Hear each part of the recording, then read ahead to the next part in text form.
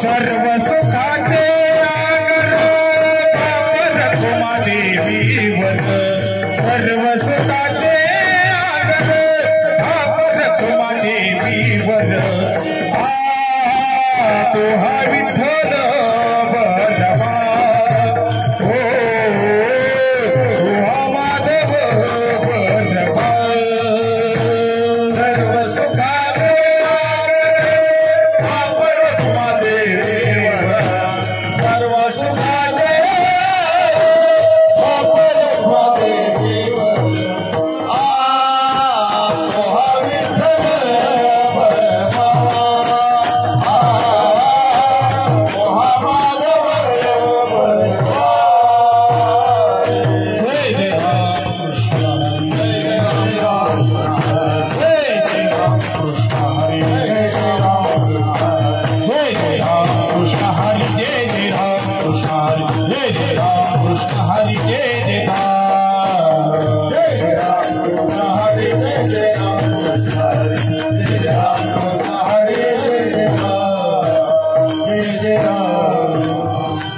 आपुला तो एक देव करुणी घ्यावा आपुला तो एक देव करुणी घ्यावा आपुला तो एक देव करुणी घ्यावा आपुला तो एक देव करुणी घ्यावा हे देविना देवा सुखानो हे देविना देवा सुखानो हे देविना देवा सुखानो हे रती माईका दुःखाची जनावे हे रती माईका दुःखाची जनावे हे रती माईका दुःखाची जनावे हे रती माईका दुःखाची जनावे नाही आवे अंते अवतार नाही आवे अंते अवतार नाही आवे अंते अवतार अविनाश करे अबोले हाय अविनाश करे अबोले हाय अविनाश करे अबोले हाय अविनाश करे अबोले हाय नाभि मनावे से गोविंदा गोविंदा रे नाभि मनावे से गोविंदा रे हे रती माईका दुःखाची जाण हे रती माईका दुःखाची जाण नाही आवे अंते अवतार नाही आवे अंते अवतार नाही आवे अंते अवतार तुका म्हणे एका मरणेची सरे म्हणे एका मरणेची सरे म्हणे एका मरणेची सरे म्हणे एका मरणेची उत्तमाचे वड कीर्ती उत्तमाचे गुरे कीर्ती माझे उत्तमाचे गुरे कीर्ती माझे हे रते माईका दुःखाची जनावे हे रते माईका दुःखाची जनावे हे रते माईका दुःखाची जनावे हे रते माईका दुःखाची जनावे नाही आवे अंते अवतार नाही आवे अंते अवतार नाही आवे अंते अवतार हरि विठोबार कुमार हे विठोबार कुमार हे विठोबार कुमार हे विठोबार कुमार हरि विठोबार कुमार विठोबार कुमार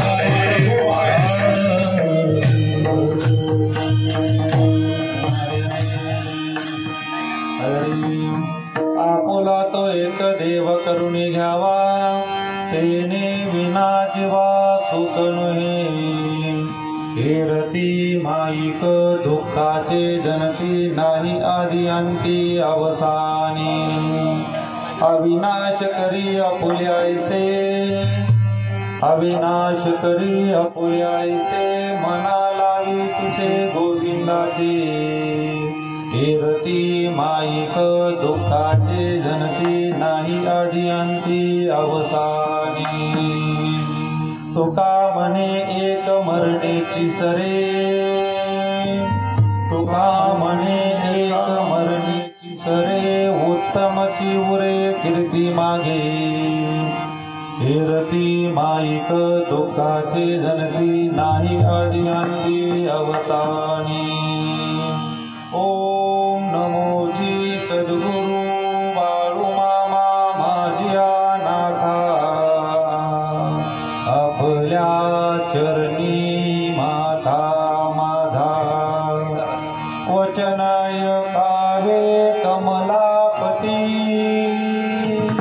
माझिया रंगाची विनंती कर जोडितो कथे काळी आपण असावे जवळी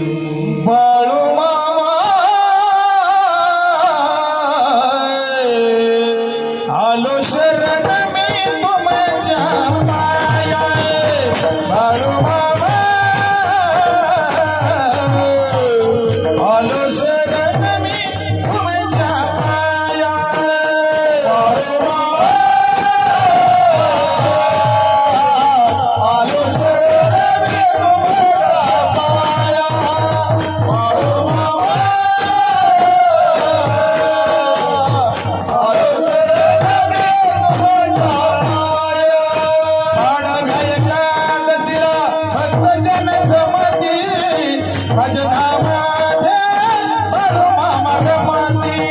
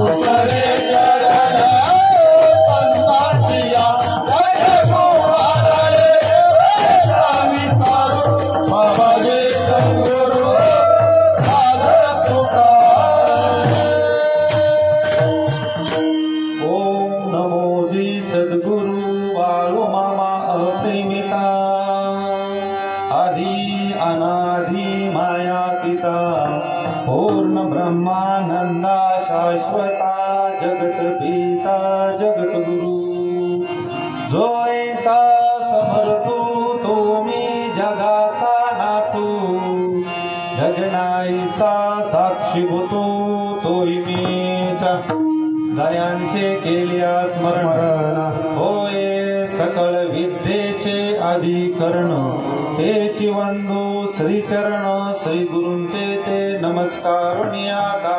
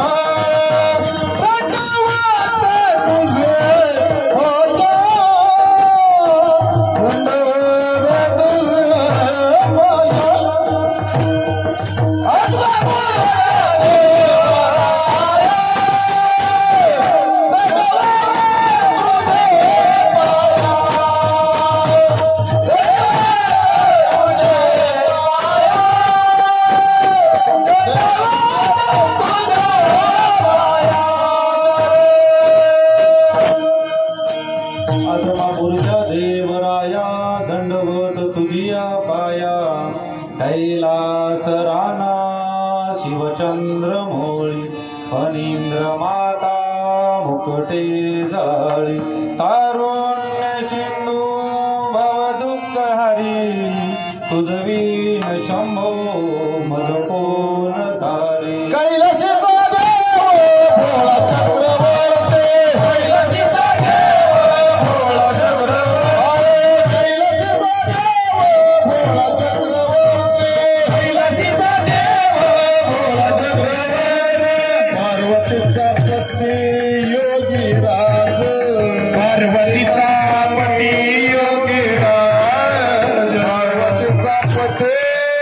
योगी राज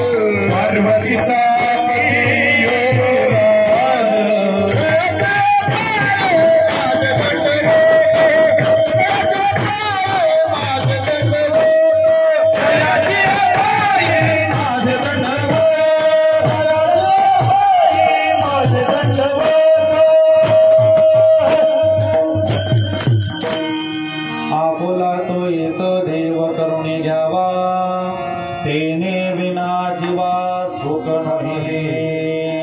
कीर्तिक कीर्तन संगीत प्रवचन सेवा कीर्तन सेवा आदी या कोळपे कुटुंबामध्ये पार पडत आहे.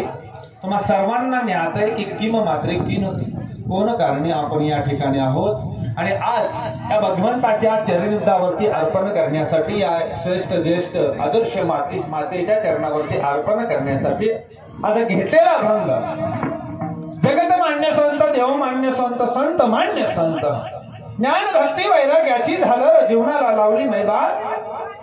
6 शास्त्र 4 वेद 18 प्रणावरती मंथन केलं चिंतन केलं आणि तुम्हा आम्हाला या भवसागरामधून तरुण जाता यावं यासाठी पंचम वेदाची नौका ज्यांनी तयार करून दिली.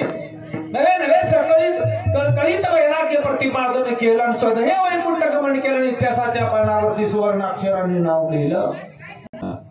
जगतमान्य संत देवमान्य संत संत मान्य संत या भवसागरामधून तुम्हाला मला तरुण जाता यावं सहज पार करता यावं म्हणून ज्यांनी पंचम वेदाची नौका ज्यांनी निर्माण करून दिली ते देहू निवासी संत श्रेष्ठ जगद्गुरु तुकाराम महाराजांचा उपदेश प्रकरणातील अभंग आमच्या या मातोश्रींच्या चरणावरती अर्पण करण्यासाठी घेतलेला आहे. अभंगाकडे प्रवृत्त होण्यापूर्वी अल्पसा परिहार देणं अत्यंत गरजेचं आहे. तुम्हा सर्वांना मी आता 1 वर्षापूर्वी या कोळपे परिवारामधून आमच्या बाप्पूंच्या मातोश्री अनिल दादांच्या मातोश्रीचं जाणं झालं.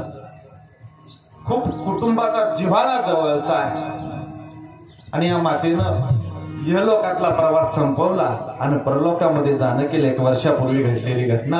हिंदू धर्म परंपरेनं आज वर्ष पूर्ण झालं ना आज वर्ष श्राद्ध या ठिकाणी तुम्ही आम्ही संपन्न करत आहोत आणि त्या निमित्तानं आम्ही आज या ठिकाणी जमलेलो आहोत. मी नेहमी एक गोष्ट सांगत असतो नीट लक्षात घ्या. तुम्ही आम्ही आज या ठिकाणी आज या मातेच्या वर्ष श्राद्धाला आलेलो आहोत. श्राद्ध त्यांचं आज या ठिकाणी घालायचंय. मग तुम्ही आम्ही आज या ठिकाणी आलेलो आहोत. आज तुम्ही आम्ही त्यांचे नातेवाईक म्हणून आलेलो आहोत का त्या भगवंताचे प्रतिनिधी म्हणून आलेलो आहोत. महाराज काय म्हणून आलो आपण आज या ठिकाणी. आज त्यांचे नातेवाईक म्हणून तुम्ही आम्ही इथं नाहीत बरं का. नीट लक्षात घ्या. आज तुम्ही आम्ही या ठिकाणी आहोत ना नातेवाईक म्हणून नाही तर त्या परमेश्वराचे प्रतिनिधी आहोत. वैष्णव म्हणून आज तुम्ही या ठिकाणी आणि आम्ही या ठिकाणी आज आहोत आणि आज वैष्णवांचा मेळा या ठिकाणी आहे. आज वैष्णवांचा मेळा आहे आणि म्हणून तुम्ही आम्ही या ठिकाणी हजर झालेलो आहोत. या मातेने एक आदर्श कुटुंब घडवलं. एक मला सांगा आदर्श कशाला म्हणावं. कशाला म्हणावं आदर्श. मेजर साहेब कशाला म्हणावं आदर्श. पैसा पाणी भरपूर असेल जमीन जुमला असेल गाडी घोडं असतील श्रीमंती असेल मग आदर्श असावं का. तो लौकिक आहे. ते काय आहे ते लौकिक स्वरूपाचं आहे. त्याला आदर्श म्हणता येणार नाही. त्याला थोडासा बेस द्या थोडा इको द्या थोडासा द्या अगदी थोडासा. ह्याला लौकिक आहे ना ह्याला आदर्श म्हणता येणार नाही. अरे काय घडवलं या मातेनं. या मातेनं या कुटुंबामध्ये परमार्थ शिकवला. काय शिकवला. परमार्थ शिकवला. भक्ती शिकवली सेवा शिकवली. ही आदर्श आहे. रिपीट कमी करा. हा आदर्श आहे. दुसरं काय शिकवलं तर या कुटुंबामध्ये या मातेनं आमच्या चांगदेव महाराजांना या कुटुंबामध्ये माणुसकी शिकवली. माणसं जोडणं शिकवलो. मन जळता जळत नाही मन जळता जळत नाही पण वाटाचा वाट सोडून नवे नवे पाहुणं सुद्धा घरी येत नाही. काय त्याला काय जाळायचंय का. कोणी चहा प्यायला म्हणलं तर कोणी माणूस भेटत नाही अशी परिस्थिती आहे. ठीक आहे पण ते आदर्श घडू शकत नाही. तर कुटुंबाला दिलेलं बाळकडू जे ना ते भक्तीचं परंपरेचं असेल माणुसकीचं असेल ह्या मातेनं दिलं. या कुटुंबामध्ये सुंदर अशी भक्ती घडली. आज बाप्पांचा सुद्धा खूप मोठा संपर्क वाढला. का कशामुळं शुद्ध बीजा पोटी ते उगच घडणार आहे गाव. बीज कसं असावं लागतं. ती परंपरा कशी आली. आज वासुदेवरून आली आमच्या लालगेवड्यावरून माणसं आली अजून पाठीमागून माणसं यायला लागली. कशाच्या जीवावरती होई. या ठिकाणी या परमार्थामध्ये धन बघितलं जात नाही संपत्ती बघितली जात नाही. या ठिकाणी परमार्थाचं असलेलं नातं असतं आणि त्या नात्याच्या जोरावरती या गोष्टी घडत असतात. मी आज मातेचा आज या ठिकाणी वर्षश्राद्ध संपन्न होत आहे आणि बापूंचा आमचा स्नेह खूप जवळचा आहे. तसंच तर पाहिलं तर या गावचा माझा स्नेह खूप जवळचा आहे. आणि आज या ठिकाणी ही सेवा आली त्या मातेच्या चरणावरती नतमस्तक होतो. ही सगळी वारकरी मंडळी बाबा तुम्हा सर्वांना साष्टांग होते आणि समजून घ्या ह्या लेकराला. पण काय असेल ते असू द्या वैशिष्ट्य बरं का. ह्याच भूमीमध्ये महाराज पहिल्यांदा धोतर घातलं. ह्याच भूमीमध्ये त्या जगाच्या बापाचं मंदिराची पाया खादायचा होता. त्या दिवशी सेवा पहिली माझी सेवा त्या दिवशी घडली होती. ठीक आहे, भाऊसाहेबांनी आम्हाला ती सेवा दिली. ती सेवा तिथं घडली आणि तिथंच पहिल्यांदा धोतर घातलं. नाहीतर हा मामाचं लेकरू निवृ शर्ट घालून कार्यक्रम करायचं मेजर साहेबांना माहिती आहे. या भूमीमध्ये देवानं पहिल्यांदा धोतर घातलं, त्याला लावलं. ते आज तागायत काय देवानं लीला केली मला माहित नाही. कार्यक्रम जर हा म्हणलं ना तर दिवसाला 2 तिथं उरकायचं, संध्याकाळी नातेपुत्याला मांडवीला जायचं. ही त्याची इच्छा. त्या भूमीचं महत्व सांगतो, हे तुमचं आमचं नातं सांगतो मायबाप. आणि ही आज असा प्रसंग आहे की मी जी सेवा करत आहे त्या सेवेला आधार म्हणून आज ही निष्ठावंत देवाची भक्त मंडळी टाळकरी सगळी उभा राहिली. ही जातीवंत वारकरी उभा राहिली माझ्यासाठी, ती पण याच भूमीमध्ये. म्हणजे माझ्यासाठी एक वेगळं आज वेगळं पण आहे आज या ठिकाणी. मी आजपर्यंत हा लेकरं उभी राहिली कार्यक्रमामध्ये, पण मी टाळकरी महाराज कधी बरोबर दिलं नाही. पण का कोणास ठाऊक तिथं भाऊसाहेब म्हणले, बाप्पू म्हणले आणि माझे मला म्हणायला वाटली सगळे आपली आहेत, हीच मला सांभाळणार आहेत आणि हीच मला पुढे ढकलणार आहेत. असं द्या म्हणलं. राहू द्या उभं. तुम्हा सर्वांच्या चरणावरती माझा एकदा साष्टांग दंडवत आहे. आमची पेटी नसतर आहे, तुमच्याही चरणावरती दंडवत आहे. आज साष्टांग दंडवत आहे. तुम्हाला सगळी परिचयाची माणसे सगळी परिचयाची आहेत. युवा मृदुंगमणे आमचे युवा कीर्तनकार महेश महाराज युवराज महाराज त्यांच्याही चरणावरती नतमस्तक आहे. आमचे वासुदेव आमचे युवराज दादा आले, त्यांचे भाऊ मंजूराज आले, ते कल्पवणे आले, सर्वांना युकी दादा आहे, युट्यूब चॅनल आहे, सर्वांना अंतःकरणपूर्वक धन्यवाद आहे. अभंगाचा भावार्थ बघूया आणि मग कर्मकांडाकडे प्रवृत्त होऊया. आपुला तो एक देव करुणी घ्यावा, तेने विना जीवा सुख नये. उपदेशपर प्रकरणातील अभंग आहे. अभंगाच्या माध्यमातून तुकाराम महाराज सुख कुठं आहे, नवे नवे सुखाचा रस्ता, नवे नवे सुखाचा मार्ग सांगणारा अभंग आहे. उपदेश अभंगाच्या माध्यमातून तुकाराम महाराजांनी केला. आणि का सुख सांगितलं तर तुमची आमची जी धडपड आहे ती फक्त आणि फक्त सुखासाठी आहे. बसलेल्यापैकी इथं असं कुणी आहे का की ज्याला सुख नको आहे, फक्त दुःखच पाहिजे असं कुणी आहे का? शोधून सापडणार नाही. प्रत्येकाला सुखाची गरज आहे, प्रत्येकाला सुखाची गरज आहे. आणि ते सुख प्राप्त होण्यासाठी काय करावं लागेल ते हे सांगत असताना तुकाराम महाराज सांगतात, आपुला तो एक देव करुणी घ्यावा. या ठिकाणी आपुला तो एक आपला सांगितलं, स्वतःचा सांगितलं, शीत कुटुंबाचा सांगितलं नाही, नातेवाईकाचा सांगितलं नाही, मुलाबाळाचं सांगितलं नाही, बायकोचा सांगितलं नाही, कोणाचाच सांगितलं नाही. हिथं सांगितलं आपुला तो एक, म्हणजे स्वतःचा एक देव करून घ्या. काय सांगितलं? एक देव करून घ्या. आमचा देव वारानुसार असतो, पण असू नये असं माझं मत नाही. परंतु मी नेहमी एक गोष्ट सांगत असतो, इष्टदेव, ग्रामदैवत, कुलदैवत हे कधी विसरू नये. सगळ्या देवाची पूजा करावी, पण आपला एक इष्ट देव असावा की ज्याच्याशी हक्काने बोलता आलं पाहिजे, त्याची तशी सेवा घडली पाहिजे. मग या ठिकाणी एका देवाला आपलं करायला सांगतात. बरं, एक देव म्हणजे नेमका कोणता? बळीया माझा पंढरी राव, बळीया माझा पंढरी राव, बळीया माझा पंढरी राव, बळीया माझा पंढरी राव, बळीया माझा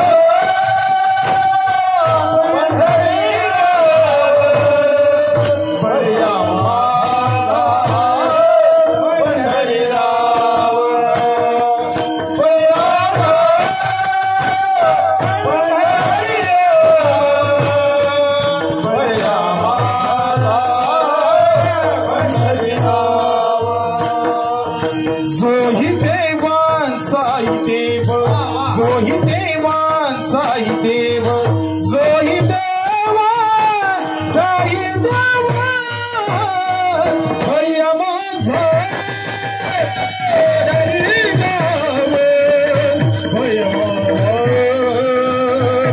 पंढरीराम, भैया पंढरीराम,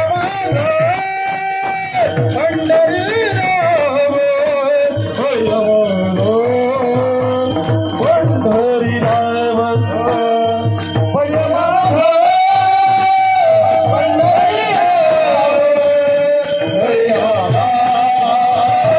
पंढरीराम, भैया पंढरीराम, भैया माझा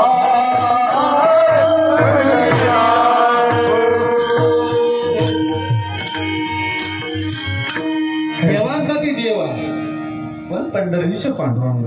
मग आपला एक देव करून घ्यावा ना. देवांचे 4 प्रकार आहे. जरा वरच सांगत ठेवूया. झालेले देव, केलेले देव, नेमलेले देव आणि नित्य देव. झालेले, केलेले, नेमलेले आणि नित्य देव आहेत. झालेले देव जे आहेत या भूतलावरती मनुष्य रूपाने जन्माला आल्यानंतर स्वतःच्या स्वअस्तित्वाची जाणीव झाली आणि देव रूपाला प्राप्त झालेले ते झालेले देव आहेत. केलेले देव आहेत. केलेले देव, सत्यनारायणाची पूजा सुरू झाली की सुपारी मांडली काकाने आणि तिची पूजा केली, केलेला देव आहे ना. सत्यनारायण संपला, सुपारी म्हाताऱ्याच्या आडकीत्यात गेली, देव राहिला का? नाही. तशा देवाला आपलंस करून जमणार आहे का? होणार नाही. नेमलेले देव आहे. ग्रामदैवत असतं, छत्रपाल म्हणून रक्षण करत असतो. गाव म्हणलं की देव राहिला का? गाव समजा धरण करत, गाव झालं, धरणात गाव उठलं, देव राहिला का महाराज? नेमलेला देव आहे. इंद्रदेव नेमलेले आहेत, ब्रह्मदेव नेमलेले आहेत. मग हे नेमलेले देव आहेत. मला सांगा, इंद्रदेवाचं मंदिर कुणी बघितलंय का? आहे का कोण एखाद्या इंद्रदेवाचं मंदिर बघितलं? तो देव नाही का? देवांचा राजा आहे ना तो देवांचा राजा. राजाचं मंदिर नाही, ही कसते अराजकता म्हणावं? हे काय न्याय आहे का? सगळ्यांची मंदिर राजाचंच मंदिर नाही, पण आहे का राजाचं मंदिर? राजाचं मंदिर नाही, कारण तो इंद्रदेव आहे, तो नेमलेला देव आहे. ब्रह्मदेवाचं मंदिर ह्या भूतलावरती 3च ठिकाणी आहे. एक राजस्थान पुष्कर मध्ये, दुसरं सिद्धटेकला आहे ना. सिद्धटेकला बघितलंय का? नदी वलांडल्या डोंगरावरती ते ब्रह्मदेवाचं मंदिर. आणि 3रं मंदिर या भूतलावरती या कलियुगामध्ये माझ्या मामानं स्थापन केलं, ते ब्रह्मदेवाचं मंदिर. प्रसंग असा आहे, आदमापूरचा देव माझा बाळूमामा भ्रमंती करत असताना बकरी घेऊन ह्या गावावर त्या गावावरती देव जायचा. मेथक्याच्या गावाच्या शेजारी हमीदवाडा नावाचं गाव आहे. तिथं धनगरवाडी नावाची एक वाडी होती आणि त्या वाडीमध्ये माझा देव जायचा होता. हमीदवाड्यामध्ये गेला, लक्ष्मीनारायणाचं दर्शन घेतलं आणि दर्शन घेतल्यावरती त्या धनगरवाड्यामध्ये माझा देव घेतला. जसं कळलं की देव आला, देव आला, देव आला, हा म्हणता म्हणता म्हणता मामांना भेटण्यासाठी, मामांच्या दर्शनासाठी गर्दी जमायला सुरुवात झाली. हजारो माणसं त्या ठिकाणी आली आणि आल्यानंतर दर्शन घेतलं. पण एक गोष्ट त्या दिवशी अशी घडली, पुरुष मंडळी दर्शन घेत होती पण माता माऊली साईडला उभ्या होत्या. मामाने विचार केला, आज माझे देखील माझ्यापाशी का आल्या नाही? देव काय बोलला नाही. देव म्हणला त्यांना उभा राहायचंय नवं, राहू द्या म्हणला उभा. सामन्याची दर्शनं घेऊन झाल्यावरती असा एक साईडला दगड होता, एवढा मोठा वरवंटा. माहिती ना वरवंटा? आहे माहिती नो? आहे ना वरवंटा? तुम्हाला 100% माहित असणार. आता शहरामध्ये विचारावं लागलं वरवंटा काय. शहरामध्ये जर आणखी 10, 15, 20 वर्षांनी विचारलं ना वरवंटा काय, एखादी माय म्हणल काहीतरी भाजीचा प्रकार दिसतोय तुझ्या स्वयंपाकघरात, वरवंटा आहे का? काहीतरी भाजी टाकायचं दिसतंय.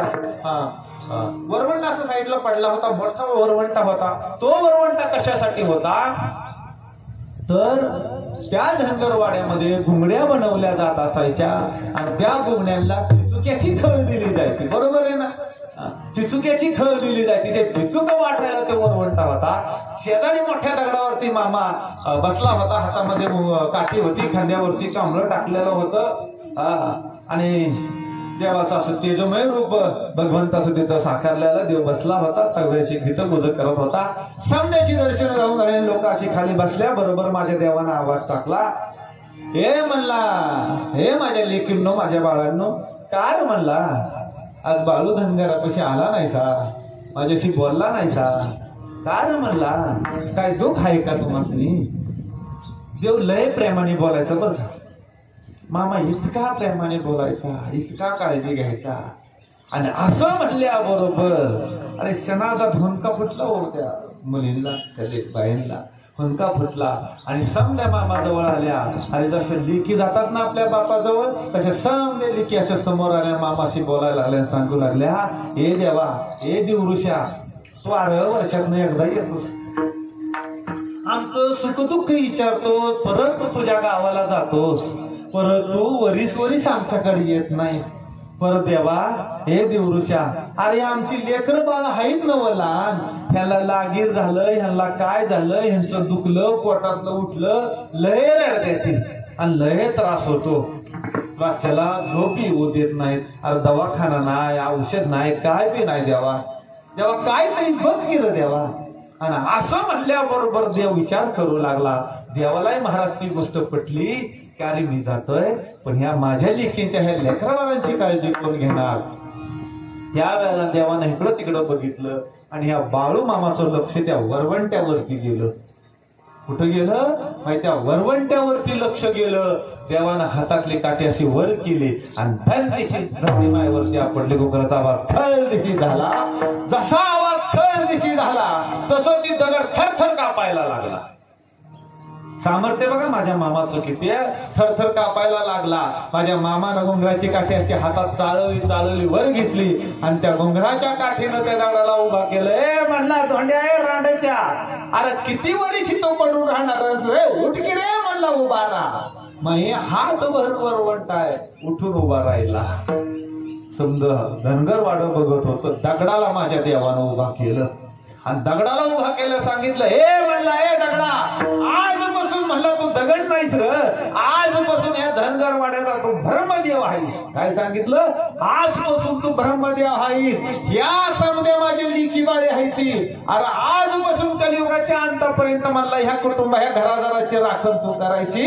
माझ्या लेकी बाळी येतील, तुझ्यापाशी सुख दुःख सांगतील, तुला चिरमुरेचं नैवेद्य ठेवतील, पण ह्यांचं काम तू चोख करायचं बघ. गाठ बाळू धनगराची आहे. त्यावेळेला माझ्या मामानं त्या दगडाला उभा केलं, वरवंट्याला ब्रह्मदेव बनवलं. ह्या कलियुगातलं तिसरं मंदिर ब्रह्मदेवाचं त्या धनगरवाड्यामध्ये झालं. ब्रह्मदेव सुद्धा नित्यदेव नाही. नित्यदेव 5 प्रकारचे. सूर्यनारायण नित्यदेव आहे, आदिशक्ती आदिमाया नित्यदेव आहे, भगवान विष्णू नित्यदेव आहेत, आदिपुरुष शिवशंकर, काशी विश्वेश्वर शिवशंकर हे नित्यदेव आहेत आणि गणपती बाप्पा हे नित्यदेव आहेत. या देवापैकी एक देवाला आपलं सुधार करून घेतलं तर कशाची प्राप्ती होईल? तर जीवाला सुखाची प्राप्ती होईल. या ठिकाणी थोडा विचार करण्यासारखं आहे. फक्त लक्षामध्ये ठेवा, या ठिकाणी तुकाराम महाराजांनी वर्णन केलं, आपुला तो येतो देव करुणी घ्यावा तेने सुख नव्हे. या ठिकाणी जीवा, या ठिकाणी नर नारीचा उल्लेख केला नाही, मनुष्याचा उल्लेख केला नाही, कोणा प्राण्याचा उल्लेख केला नाही, परंतु या ठिकाणी तुकाराम महाराजांनी जीवाचा उल्लेख केला. ज्या जीवाला सुखाची गरज आहे त्या जीवासाठी आपण देवाला आपलंसं करून घेतलं पाहिजे. म्हणजे हा नेमका जीव कोण आहे आपण नंतर थोड्या वेळाने ते बघूया. पुढे जाऊन सांगू लागले, येरती माईक दुःखाची जनती नाही आधी अंती अवसानी. येरती माईक या देवाच्या व्यतिरिक्त जे काय आहे ना ते दुःखाचं मूळ आहे. येरती माईक दुःखाचे जनती, म्हणजे दुःखाचं उगमस्थान जर कुठं असेल ना तर देव सोडला की देवाचं इतर ज्या गोष्टी आपण करू, म्हणजे परपंचिक जे करू, लौकिक जे करू, ते दुःखाचं मूळ कारण आहे. ठीक आहे. पण ते कसं आहे, ते जरी केलं त्याने सुखप्राप्ती आहे का? नाही नाही नाही. तुकाराम महाराज सांगितलं, अहो ते अगोदर पण नव्हतं, ते आता पण नाही आणि ते नंतर पण नसणार आहे. अगोदर म्हणजे कधी? जन्माला येण्याची अगोदर, त्यामुळे सुद्धा ते आपल्या बरोबर नव्हतं. पण नंतर कधी? गेल्यानंतर सुद्धा ते आपल्या बरोबर नव्हतं. मग या ठिकाणी असाही प्रश्न निर्माण होतो, गेल्याच्या नंतर काय? गेल्याच्या नंतर काय? जीवाला का सुखाची गरज पाहिजे हे जर विवेचन जर बघितलं ना, तर तुकाराम महाराज दुसऱ्या चरणामध्ये थोडं पुसट का होईना त्याचं विवेचन देतात की बाबा जीव आहे ना, त्याला कशाची गरज आहे? त्याला सुखाची गरज आहे ना. का त्याला सुखाची गरज आहे? कधी गरज आहे? नाही आधी अंती अवसानी. अंती त्याला सुखाची गरज आहे. अगोदर होती पण अंती सुद्धा आहे. कधी अंती आहे? आमच्या विठाबाई गेल्या ना, आमच्या मातोश्री जरी गेल्या असल्या तरी त्यांना आता खऱ्या अर्थानं सुखाची गरज आहे. म्हणजे नाही आधी अंती सुखाची गरज आहे ना. त्या सुखाची गरज कशाने आहे? तर देवाला आपलंसं करून घेतल्याने सुखाची गरज प्राप्ती होणार आहे. आणि मग सांगू लागले, अविनाश करी आपुल्या आईचे मना लावी तिसे गोविंदाचे. अविनाशी करी तो कसा आहे? तो अविनाशी आहे, तो अमर आहे, तो आज आहे. त्याला मरण नाही, त्याला मरण नाही. कुणाला मरण नाही? महाराज म्हणे कुणाला मरण नाही हो. या भूतलावरती दोनच गोष्टी आहेत, त्यांना मरण नाही. पहिली गोष्ट भगवान परमात्मा परमेश्वर, त्याला मरण आहे का? त्याला तो विनाश पावणार आहे का? आणि दुसरा आमचा आत्मा मारला जाऊ शकतो का? आत्म्याला मरण नाही, आत्म्याला मरण नाही. मग दोन्ही जर सारखी आहेत, आता बघा थोडस आणखी आपण थोडस घुसूया. दोन्ही जर सारखी आहेत, मग दोघांमध्ये भेद काय हो? दोन्ही सारखीच आहेत ना, दोघांची किंमत सारखीच आहे. मला सांगा, ही 10 रुपयाची नोट आणि ही 10 रुपयाची नोट, फरक आहे का? किंमत दोन्हीची सारखीच आहे ना, दोन्हीची सारखीच आहे का नाही? पण एक 10 रुपयाची नोट मळली, फाटली, तुटली. नोट 10 रुपयाचीच आहे, पण किंमत राहिली का तिची? महाराज किंमत राहील का? बँकेत जरी तुम्ही बदलायला गेला तरी तिथं कमी पैसे मिळणार. मग दोन्ही जीव सारखेच आहे, दोन्ही सारखेच आहे, दोघही अविनाशी आहेत. मग फरक काय? ती पण आपण दोघी ह्याच्यामध्ये फरक झाला कशामुळे? विषय असा झाला, हे दोन्ही सुद्धा एकच आहेत. अविनाश करी आपुल्या आईसे. अविनाश करतो कोणासारखा? आपल्यासारखा. कोणासारखा? आपल्यासारखा करतो. म्हणजे जो करणार आहे ना, तो अविनाशी आहे, तो अमर आहे, तो आज आहे, त्याला मरण नाही. मग तो दुसऱ्यालाही अविनाशी करणार आहे. कुणाला करणार आहे? तर त्या पहिल्या चरणाच्या उत्तरात आधी सांगितले ना, तो जीव त्या जीवाला अविनाशी करणार आहे. पण कधी करणार आहे? त्या जीवाला जर वेळ त्या गोविंदाचं लागलं, त्या परमेश्वराचं लागलं, त्या भगवंताचं लागलं, तर मग तो त्याला अविनाशी करेल. अविनाशी करेल म्हणजे त्या जीवाला करेल, म्हणजे त्या जीवाला सुखाची प्राप्ती होणार आहे. पण काय फरक घडला? काही वेळ येऊ लागली तर पंचरत्न गीतेमध्ये वर्णन आलेलं आहे. मायामय प्रपंच वृक्षी बसले 2 पक्षी, शिव सावधान सर्व साक्षी, जीव भोगे विषय फळे. काय? मायामय प्रपंच वृक्षी बसले 2 पक्षी. मग काय सांगितलं? दोन्ही समानच आहे. हे दोन्ही पक्षी त्या वृक्षावरती बसले, पण तो शिव आहे ना, तो सावधान आहे. पक्षी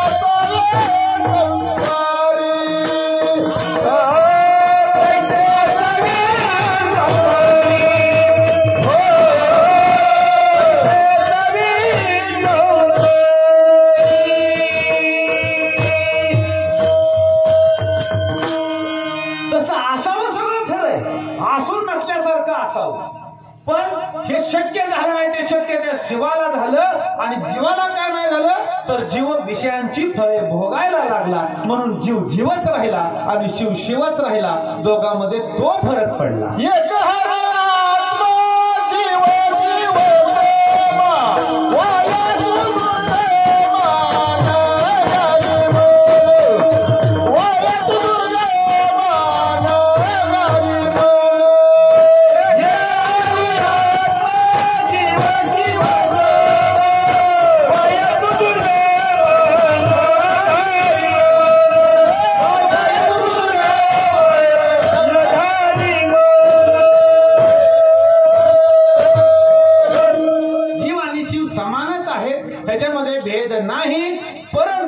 विषयाने त्यांनी आपापला मार्ग निवडला आणि फरक झाला तो जीवाला विषयांची फळं भोगण्याचा मोह झाला आणि तो विषयाची फळं भोगायला लागल्यामुळं त्याला सुख प्राप्ती झाली नाही आणि ते सुखाचा मार्ग तुकाराम महाराजांनी सांगायला लागले. जसा तो मनाला पिसं लावलं ना, त्याचा जर छंद लागला ना, तर काय करेल, तर तो जसा अविनाशी आहे तसाही तुला अविनाशी करून घेईल आणि मग एकदा का त्याने अविनाशी करून घेतलं की मग सुख दुःख ह्याच्या पलीकडे जाऊन तो थांबणार आहे. आणि मग त्या साधकाच्या प्रश्नाला उत्तर देत असताना साधकाने विचारलं, अरे असं काय झालंय का तुकाराम महाराज, असं कुणी करून घेतलंय का? त्यावेळेस तुकाराम महाराज सांगू लागले, बाबा हे असे कितीतरी अष्टादश संत आले, त्यांनी देवाला आपलं करून घेतलं, ते जरी गेले तरी ते अजून ह्या भूतलावरती कीर्तीच्या रूपाने अजरामर झाले. तसे कीर्तीच्या रूपाने झाले म्हणजे त्याने अविनाशी केलं. कसं केलं, तर कीर्तीच्या रूपाने अविनाशी करून ठेवलं. म्हणून तुकाराम महाराज सांगू लागले, तुका म्हणे एक उत्तमची उरे कीर्ती मागे. जावं लागणार आहे यासाठी या भूतलावरती कुणी राहण्यासाठी आलेलं नाही. अष्टादश संत आले, प्रभू रामचंद्र आले, माझे मामा या भूतलावरती काशी विश्वेश्वर शिवशंकर मामांच्या रूपाने या भूतलावरती अवताराला आले, पण कुणी थांबण्यासाठी आलेलं नाही. देह जाईल